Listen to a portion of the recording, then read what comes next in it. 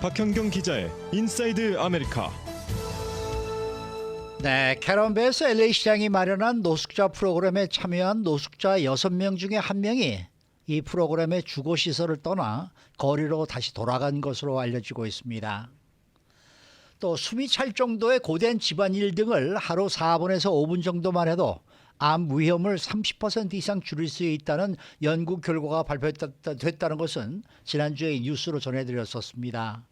그런가 하면 여성이 남성보다 계단을 내려오면서 더 자주 넘어지는 것으로 나타났는데 그 이유는 무엇일지 알아보도록 하겠습니다.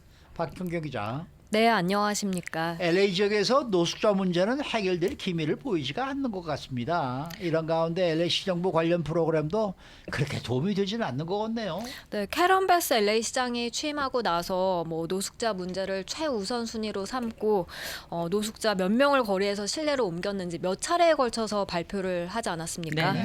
그런데 그렇게 실내로 거처로 옮긴 노숙자들이 과연 그곳에서 계속해서 잘 생활하고 있을까? 그에 대한 통계를 알아봤습니다. LA 노숙자 서비스국이 조사에서 지난주 발표한 내용을 보면 6명 가운데 1명꼴은 그 주거시설을 떠난 것으로 확인됐습니다. 네, 그럼 좀 더 구체적으로 수치가 나온 게 있으면 전해주시죠. 네, LA 시정부의 인사이드 세이프라는 프로그램 들어보셨을 겁니다. 그렇죠. 네, 거리에 그 노숙자들을 호텔이나 모텔 그 외 다른 시설들로 거주하게끔 도와주는 프로그램입니다. 그런데 이 인사이드 세이프에 옮겨져서 얼마나 남아 있는지 보유율을 봤더니 예. 지난주 목요일 기준 83%였습니다. 반대로 말하면 17%, 6명 가운데 6명꼴은 더 이상 6명 가운데 그곳에서 1명꼴? 6명 가운데 1명꼴은 네. 그곳에 이제 더 이상 있지 않고 거기서 나왔다는 얘기가 되겠습니다. 이 시설을 떠난 사람들이 어디로 간 건지 그것까지는 파악되지 않았습니다. 그렇지만 대부분이 다시 거리로 되돌아갔을 것이란 추정에 무게가 실리는 상황입니다. 그 밖에도 인사이드 세이프 프로그램에 참여한 노숙자들의 또 다른 통계 수치도 나왔다면서요. 네, 전체 10.5%, 153명은 프로그램을 완전하게 종료했습니다. 여기서 종료했다는 게 무슨 의미인지 구체적으로 설명이 나오진 않았습니다만 분명한 건 이들이 더 이상 그 인사이드 세이프 프로그램에 참여하지 않는다고 볼 수 있겠습니다. 그러니까 노숙자가 더 이상 이제 노숙자가 아니다. 그럴 수도 있고. 네. 네. 그리고 전체 참여자들 가운데 6명은 숨졌는데요. 네. 그중에 4명은 약물 과다 복용으로 목숨을 잃었습니다. 또 다른 4명은 의료시설, 정신병원 등으로 옮겨졌고 3명은 구금된 것으로 나타났습니다. 이 밖에 6.6%는 거리에서 지원받는다라고 되어 있는데요.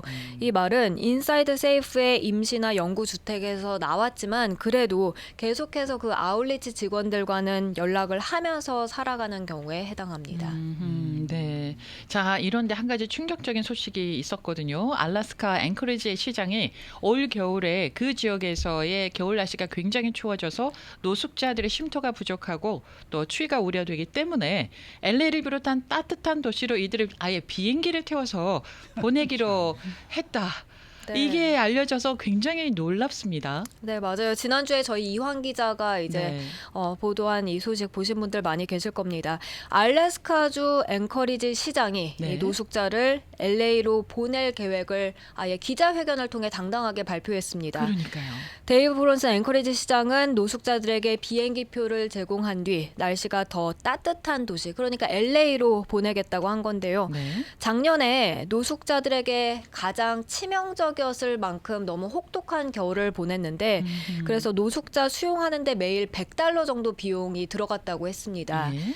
그런데 이번 겨울에는 그런 여력이 없다고 전했습니다. 그러면서 LA행 티켓을 보면 가격이 $286라고 합니다.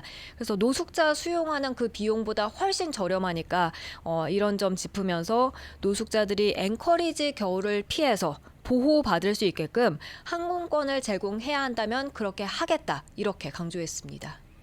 앵커리지에도 노숙자 수가 크게 늘고 있는 모양이죠. 그렇습니다.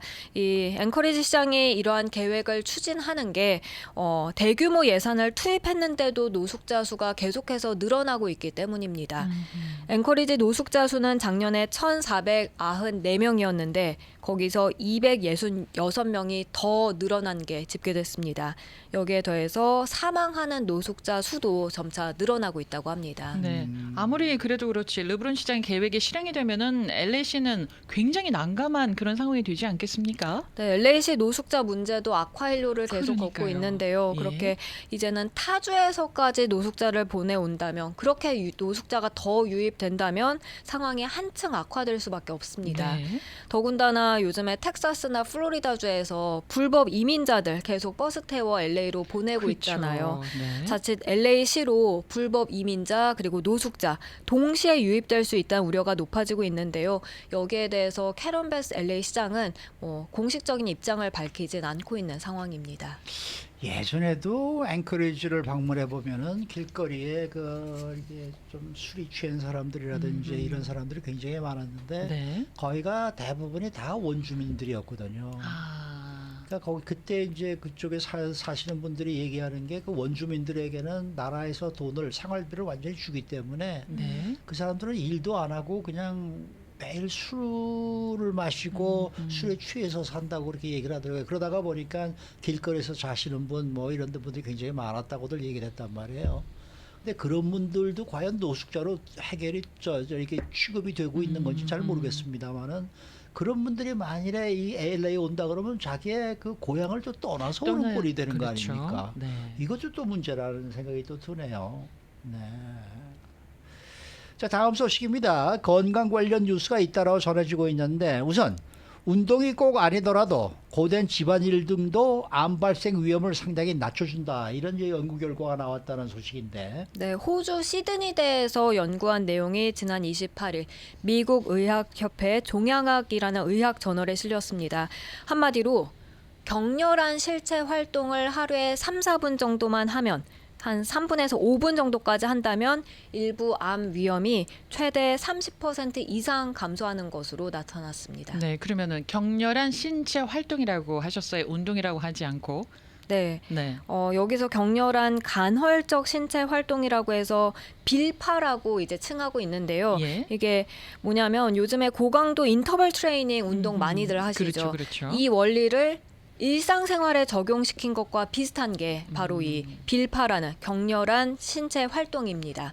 예를 들면 격렬하게 집안일을 하는 것, 약간 숨이 헐떡거릴 정도로 아니면 무거운 짐을 들고 장 보는 것, 또 짧은 파워워킹, 아이들과 놀아주는 것과 같은 일상적인 고강도 활동이 다 포함된다는 이렇게 설명입니다. 아이들과 놀아주기가 고강도 활동에 들어간다는 얘기. 네. 이거 우리 어르신들이 손주들 많이 봐주시잖아요. 그 손주들 맡기면서 우리 자녀분들이 이거 잘 기억하셔야 되겠어요. 고강도 활동입니다. 아이들과 놀아주는 게.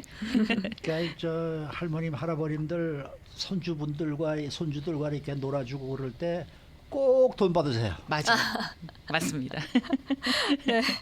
이런 지금 말씀드린 격렬한 간헐적 신체 활동을 일상생활 중에 하루 4분 30초, 4분에서 5분 사이 정도만 한 사람들은 그렇지 않은 사람보다 암 발생 위험이 크게 낮아지는 것으로 연구 결과 나타났습니다. 어떤 암들이 이렇게 감소하는 겁니까? 이런 운동을 할 때.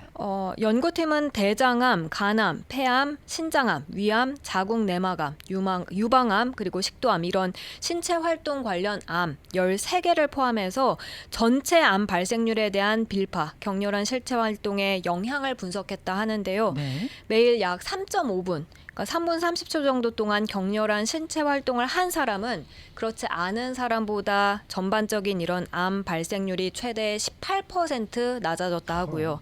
매일 4.5분, 그러니까 4분 30초 정도 한다면 그거는 최대 32%까지 어휴, 많이 감소한 걸로 낮아지네요. 나타났습니다. 연구팀은 이 연구가 관찰 연구로서 원인과 결과를 직접 조사한 건 아니지만 그래도 이렇게 일상생활 속에 격렬하게 신체 활동을 하는 게 암 발생 위험과 강력하게 연관이 돼 있음을 확인했다고 강조했습니다. 네. 자, 그리고 또 다른 건강 관련 소식이 있는데요. 여성분들이 남성보다 계단에서 넘어질 확률이 훨씬 더 높다는 소식이 또 들어와 있어요. 이거 진짜 사실인 네. 것 같아요. 아, 그래요? 젊은 여성이 젊은 남성들보다 계단에서 넘어지는 확률이 무려 80%더 높은 것으로 굉장히 나타났습니다. 높은데요. 인디애나주 펄듀대가 연구한 내용이 27일 과학저널 플러스1에 실렸는데요. 예. 이걸 보면 미국에서 일단 계단에서 넘어질 가능성이 높은 그 연령대 3세 미만 유아, 20대 청년, 그리고 85세 이상 고령자 이렇게 세 그룹이었는데 이 가운데 젊은 성인 그룹에서는 여성이 남성보다 그렇게 80% 이상 더 위험이 높았습니다. 이렇게 여성들이 남성보다 계단을 내려오다가 더 많이 넘어지는 이유가 뭡니까? 그게 그 계단 내려갈 때 낙상을 초래할 위험이 높은 행동을 더 많이 한다고 해요. 아, 행동 때문에. 네네. 예를 들면 뭐 난간을 잡지 않는다든지 아니면 내려올 때 계단을 잘 보지 않고 주시하지 않는다든지 그게 아니라면 신발을 좀 이렇게 뭐 운동화 같은 게 아니라 샌들 아니면 슬리퍼 이런 거 많이 신고 아니면 아예 높은 신발을 신을 수도 그렇죠. 있고요. 하이힐 신을 수도 네. 있고요. 다른 사람과 대화를 하거나 스마트폰을 보면서 내려오거나 이런 것 등입니다. 그런 행동을 남자들보다 더 많이 하나 봐요, 여성분들이. 네, 특히 이제 그러니까 조금씩 이런 것들은 더 높았는데 예. 손에 물건 들고 내려오는 행동만큼은 여성들이 훨씬 더 많이 했습니다. 여성 70%, 남성 46%로 차이가 크게 벌어졌고요. 이제 전자기기 사용은 남녀가 14%로 같았고 이제 남성이 여성보다 더 많이 하는 위험 행동 같은 경우는 계단을 건너뛰는 것. 그러니까 여러 계단을 한꺼번에 내려오는 것 아니면 주머니에 손 집어넣고 내려오는 것 등이었습니다. 위험하죠. 연구팀은 이번 연구 결과는 전반적으로 여성이 계단을 내려갈 때 멀티 그런 태스킹을 하는 경우가 많아서 네. 주의가 산만해질 수 있다는 걸 시사한다면서 아하. 그런 게 오히려 계단을 건너뛰거나 주머니에 손 넣고 내려오거나 이런 것보다 더 위험할 수 있다고 지적했습니다. 아, 일상생활 속에서도요, 여성분들이 남성보다 멀티태스킹을 하는 확률이 훨씬 더 높거든요. 그게 계단에서 이게 아주 잘 드러나는 그런 상황이 아닌가 싶습니다. 그러니까 계단을 내려오실 때는 손잡이를 꼭 잡고 내려오시는 게 제일 안전할 것 같고 예. 그다음에 엘리베이터가 있으면은 내려올 때는 꼭 엘리베이터 타세요. 네. 올라가실 때는 운동 삼아 걸어서 올라가신다고 하지만은 예. 내려올 때는 무릎에도 관절에도 이게 네. 저 힘을 주거든요. 그러면 관절도 상하기도 하고 그러니까 내려올 때는 엘리베이터가 있는 경우에는 꼭 엘리베이터를 사용하시고 만일 없다 그러시면은 꼭 손잡이 잡고 손잡이 내려오시고 이 낙상 사고가 제일 위험한 겁니다. 맞습니다. 맞습니다. 수고 많으셨어요. 고맙습니다. 박현경 기자였습니다.